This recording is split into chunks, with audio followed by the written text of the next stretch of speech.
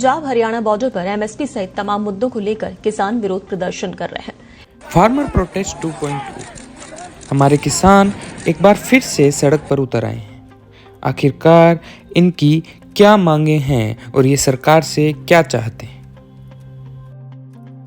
Punjab Haryana border पर पिछले 18 दिनों से किसान डटे हुए हैं। सरकार और किसानों के बीच कोई 2020 के अंदर फार्मर प्रोटेस्ट करते हैं 3 लॉज के बारे में एट दिल्ली बॉर्डर के। आज मैं आपको पूरे देश को ये बताने आया हूं कि हमने 3 कृषि कानूनों को वापस लेने का, रिपील करने का निर्णय लिया है। उन 3 लॉज के अलावा हमारे फार्मर्स की एक चौथी डिमांड उस टाइम भी थी, जिसका नाम था legalise MSP.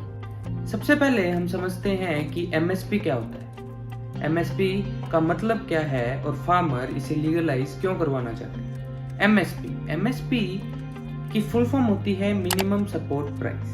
Minimum support price, इसका मतलब है गवर्नमेंट एक सपोर्ट प्राइस इशू करती है जिसके ऊपर हमसे गवर्नमेंट वो कमोडिटी परचेज करती है, और ये प्राइस है वो रेकमेंड किया जाता है CACP के द्वारा। फुल फॉर्म है commission of agriculture cost and price. हर साल इंडियन गवर्नमेंट 22 कमोडिटीज पे सपोर्ट प्राइस इशू करती है, जो कि एक साल के अंदर 2 बार करती है, रबी और खरीफ सीजन के अंदर। एमएसपी होने के बावजूद भी 6% फार्मर्स को ही इसका बेनिफिट मिलता है, बाकी 94% फार्मर्स अभी भी इस स्कीम से डिप्राइव्ड है। जिस टाइम गवर्नमेंट ने वो तीनों लॉ रिपील किए थे, वो तीनों लॉ वापस लिए थे, उस टाइम गवर्नमेंट ने आश्वासन दिया था कि हम एक कमेटी बनाएंगे जिसके अंदर दोनों ग्रोवर और एग्रीकल्चरल एक्सपर्ट होंगे और गवर्नमेंट ऑफिशियल्स भी होंगे। वो देखेंगे कि कैसे हम सपोर्ट प्राइस को सभी क्रॉप्स के ऊपर या सपोर्ट प्राइस को कैसे ठीक से लागू कर सकते हैं। और जुलाई 2022 में ऐसा हुआ, एक 29 मेंबर्स की एक एक्सपर्ट कमेटी बिठाई गई, लेकिन उनके वादे के अकॉर्डिंग कोई भी एग्रीकल्चरल रिप्रेजेंटेटिव उसके अंदर नहीं था। ना तो उसके अंदर कोई इकोनॉमिस्ट था, ना कोई रिप्रेजेंटेटिव था, इसलिए फार्मर्स ने उसको रिजेक्ट कर दिया, उस कमेटी को रिजेक्ट कर दिया। फार्मर प्रोटेस्ट 2.0 चालू हुई। फार्मर प्रोटेस्ट 2.0 के अंदर कुल 12 डिमांड्स हैं, जिसमें से पहली हम डिस्कस कर चुके हैं, मिनिमम सपोर्ट प्राइस को लीगलाइज करना। और वो लीगलाइज करना है अकॉर्डिंग टू स्वामीनाथन कमीशन, और उन्होंने एक थ्योरी बनाई थी जिसके अंदर एमएसपी कैसे डिसाइड किया जा सकता है वो लिखा हुआ था।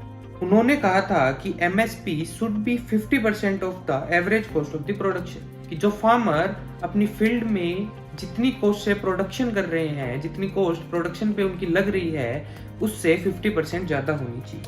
पहली डिमांड एमएसपी। दूसरी डिमांड है उनकी कर्ज माफी, डेट वेवर। इसका मतलब है कि बोरोवर को, जो किसानों ने लोन ले रखा है, उनको उस चीज से रिलीज कर दिया जाए, मतलब उनका कर्ज, उनका लोन माफ कर दिया जाए। जिनका भी डेट 10,000 से ऊपर है उनको माफ कर देना चाहिए, जिसकी कुल लागत 18.4 लाख करोड़ आती है। तीसरी डिमांड है उनकी लैंड एक्विजिशन कंपेंसेशन। इसका मतलब है फार्मर डिमांड कर रहे हैं कि जब उनकी लैंड एक्वायर की जाए किसी भी प्राइवेट और किसी भी गवर्नमेंट अथॉरिटीज के द्वारा, तो उन्हें कम से कम 10% रेजिडेंशियल प्लॉट चाहिए डेवलप्ड एरियाज में उन फैमिलीज को जिन फैमिलीज से उन्होंने वो लैंड ली है। चौथी डिमांड है फार्मर्स की विड्रॉल फ्रॉम WTO। अब हम समझते हैं कि WTO क्या होता है। WTO की फुल फॉर्म होती है वर्ल्ड ट्रेड ऑर्गेनाइजेशन। क्यों फार्मर चाहते हैं कि हम WTO से विड्रॉल कर लें या WTO से बाहर आ जाएं? सबसे पहले हम समझते हैं कि WTO है क्या। WTO एक इंटरनेशनल ऑर्गेनाइजेशन है जिसका काम है एक ग्लोबल रूल्स ऑफ ट्रेड निकालने का, कि इंपोर्ट और एक्सपोर्ट के सारे रूल्स WTO के द्वारा इशू किए जाते हैं। इसका मेन फंक्शन है कि सारे ट्रेड फ्लो है वो स्मूथली, प्रेडिक्टेबली और फ्रीली हो सके। और इंडिया WTO का मेंबर 1995 से है। तो अब फार्मर्स क्यों चाहते हैं कि इंडिया WTO से बाहर आ जाए? क्योंकि फ्री ट्रेड, WTO 2 सब्सिडीज के ऊपर काम करता है। सबसे पहली है अम्बर बॉक्स सब्सिडी, जिसके अंदर WTO बोलता है कि आप उन चीजों पे सब्सिडीज नहीं दे सकते जिन चीजों के कारण हमारे इंटरनेशनल ट्रेड डिसॉर्ट हो सकती है। डिसॉर्ट का मतलब होता है उसमें बहुत ज्यादा उतार चढ़ाव आ सकते हैं। दूसरी है ग्रीन बॉक्स सब्सिडी। ये सब्सिडी में गवर्नमेंट फंड कर सकती है बिना किसी प्राइस सपोर्ट की, मतलब इसके अंदर गवर्नमेंट आपको कोई प्राइस सपोर्ट नहीं दे सकती। इंडिया WTO से बाहर आ जाता है तो इंडिया को क्या क्या दिक्कतें फेस करनी पड़ सकती है। उनमें से पहला है ट्रेड डिस्ट्रप्शन, कि इंडिया के इंपोर्ट और एक्सपोर्ट में बहुत सारी दिक्कतें आने लग जाएगी। दूसरा है डिप्लोमेटिक आइसोलेशन, तीसरा इकोनॉमिक इम्पैक्ट, चौथा इन्वेस्टमेंट और पांचवा लॉन्ग टर्म कॉन्सिक्वेंसेस, मतलब इंडिया को बहुत सारे लॉन्ग टर्म कॉन्सिक्वेंसेस फेस करने पड़ सकते हैं, जिसके कारण इंडिया की GDP, इंडिया की ओवरऑल इकोनॉमी में भी बहुत ज्यादा प्रभाव पड़ सकता है। इसके अलावा भी फार्मर्स की बहुत सारी डिमांड्स हैं, जैसे कि justice for Lakhimpur Kheri violence, pension for farmer and farm labourers, scrapping the electricity amendment bill 2020, compensation for lives lost during 2021 protest, NREGA employment, National Commission for Species Protection of Indigenous People's Right and Improving Seed Quality।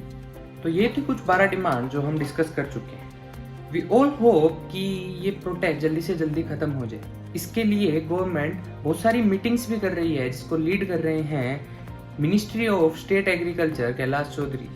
हम सभी जानते हैं कि Indian population 70% farming के ऊपर depend है, लेकिन फिर भी 76% फार्मर्स अभी भी फार्मिंग क्विट करना चाहते हैं, वो फार्मिंग को कैरी ऑन नहीं करना चाहते।